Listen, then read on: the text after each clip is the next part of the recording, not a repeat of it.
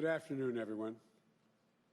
Before I begin, I want to say a few brief words about the explosion that took place Friday in Nashville, Tennessee.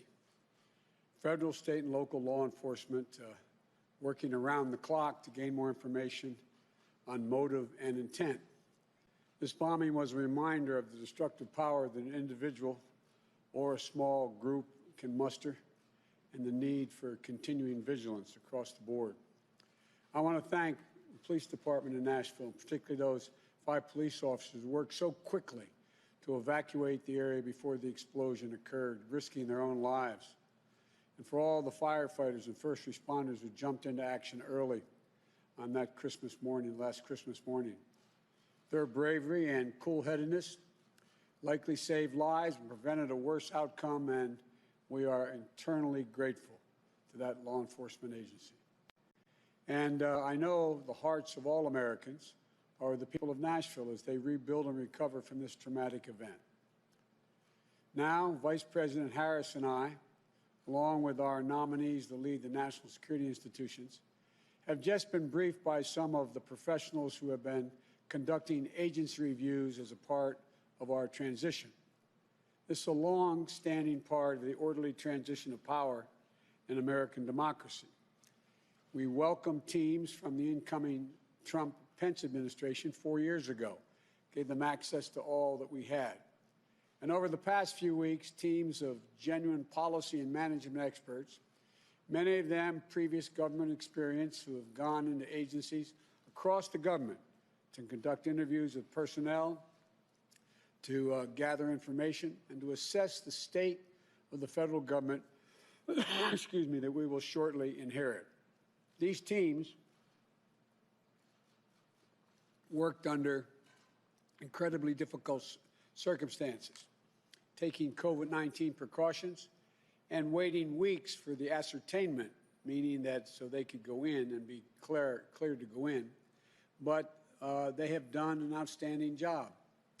For some agencies, our teams received exemplary cooperation from the career staff in those agencies. From others, most notably the Department of Defense, we encountered obstruction from the political leadership of that department. And the truth is, many of the agencies that are critical to our security have incurred enormous damage. Many of them have been hollowed out in personnel, capacity, and in morale, in the policy processes that have atrophied or have been sidelined, in the despair of our alliances and the disrepair of those alliances, in our absence from key institutions that matter to the welfare of the American people, in the general disengagement from the world. And all of it makes it harder for our government to protect the American people, to defend our vital interests, in a world where threats are constantly evolving and our adversaries are constantly adapting. Rebuilding the full set of our instruments of foreign policy and national security is a key challenge that the Vice President-elect Harris and I will face upon taking office, starting with our diplomacy. Today, we heard from the leaders of the state and USAID agency review teams about the critical early investment we're going to need to make in our diplomacy, in our development efforts, and in rebuilding our alliances, to close the ranks with our partners and bring to bear the full benefits of our shared strength for the American people. When we consider the most daunting threats of our time, we know that meeting them requires American engagement and American leadership, but also that none of them can be solved by America acting alone. Take climate change, for example. The United States accounts for less than 15% of the global carbon emissions. But without clear, coordinated, and committed approach from the other 85% of the carbon emitters, the world will continue to warm. Storms will continue to worsen. Climate change will continue to threaten the lives and livelihoods, and public health and economics of our existence and literally, the very existence of our planet. We've learned so painfully this year the cost of being unprepared for a pandemic that leaps borders and circles the globe. if we aren't investing with our partners around the world to strengthen the health systems everywhere, we're undermining our ability to permanently defeat COVID-19, and we're leaving ourselves vulnerable to the next deadly epidemic. And as we compete with China to hold China's government accountable for its trade abuses, technology, human rights, and other fronts, our position will be much stronger when we build coalitions of like-minded partners and allies that make common cause with us in defense of our shared interests and our shared values. We make up almost 25% of the entire economy of the world. But together with our democratic partners, we more than double our economic leverage. On any issue that matters to the U.S. and China relationship, from pursuing a foreign policy for the middle class, including a trade and economic agenda that produces and protects American workers, our intellectual prosperity and the environment, to ensuring security and prosperity in the Indo-Pacific region, to championing human rights, we're stronger and more effective when we're flanked by nations that share our vision and the future of our world. That's how we multiply the impact of our efforts and make those efforts more sustainable. That's the power of smart, effective American leadership. But right now, there's an enormous vacuum. We're going to have to regain the trust and confidence of a world that has begun to find ways to work around us or work without us. We also heard from key leaders of our intelligence and defense review teams, including Stephanie O'Sullivan, former Principal Deputy Director of the National Intelligence, and retired Army Lieutenant General Karen Gibson. We talked about the different strategic challenges we're going to face from both Russia and China, and the reforms we must make to put ourselves in the strongest possible position to meet those challenges. That includes modernizing our defense priorities to better deter aggression in the future, rather than continuing to overinvest in legacy systems designed to address threats of the past. We have to be able to innovate, to reimagine our defenses against growing threats in new realms like cyberspace. We're still learning about the extent of the SolarWinds hack and the vulnerabilities that have been exposed. As I said last week, this attack constitutes a grave risk to our national security.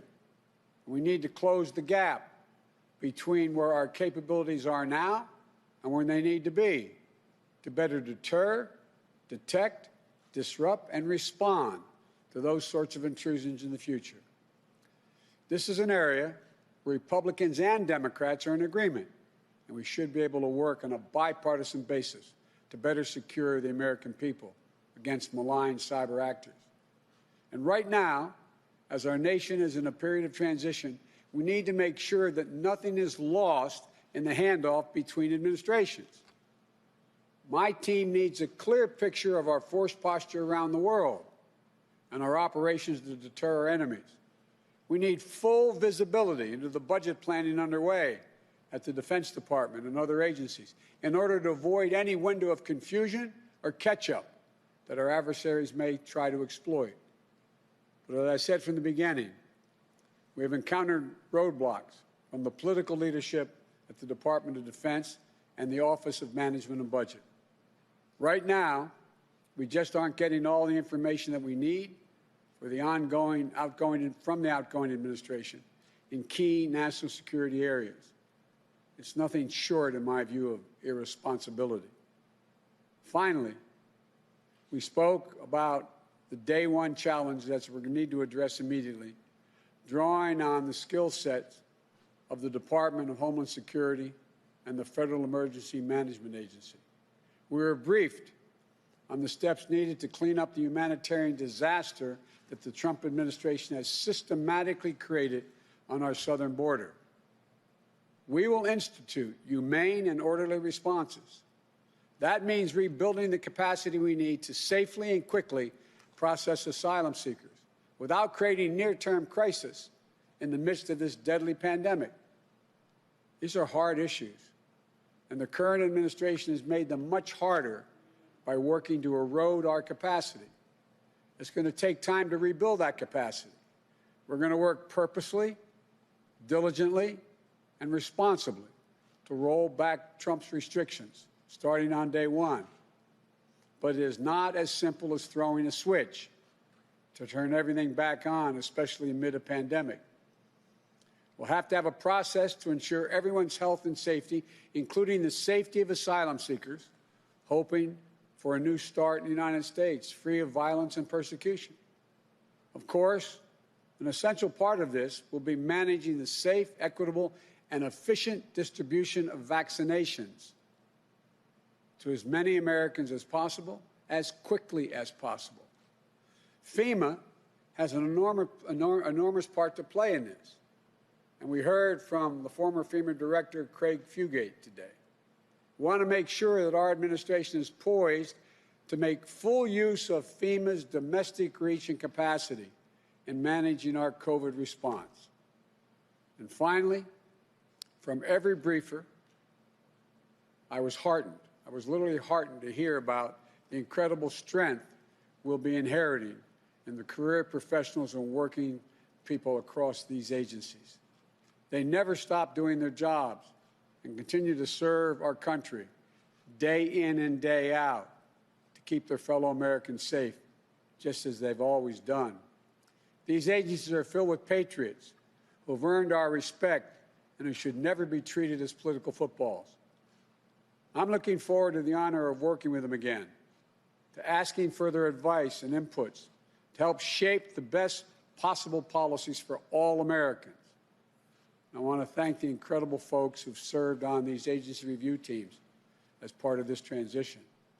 They've dedicated their time and energy, their vital experience and expertise to help ensure Vice President Harris and I are ready to hit the ground running. And we look forward to the start of a new year, fresh with hope and possibilities for better days to come. But clear-eyed about the challenges that will not disappear overnight. I want to reiterate my message to the American people. We've overcome incredible challenges as a nation, and we've done it before, and we will do it again. We'll do it by coming together, by uniting after years of pain and loss, a year particularly needed to heal, to rebuild, to reclaim America's place in the world. This is the work that lies ahead of us, and I know we're up to the task. We will champion liberty and democracy once more. We will reclaim our credibility to lead the free world. And we will, once again, lead not just by the example of our power, but by the power of our example. God bless you all, and may God protect our troops. Thank you.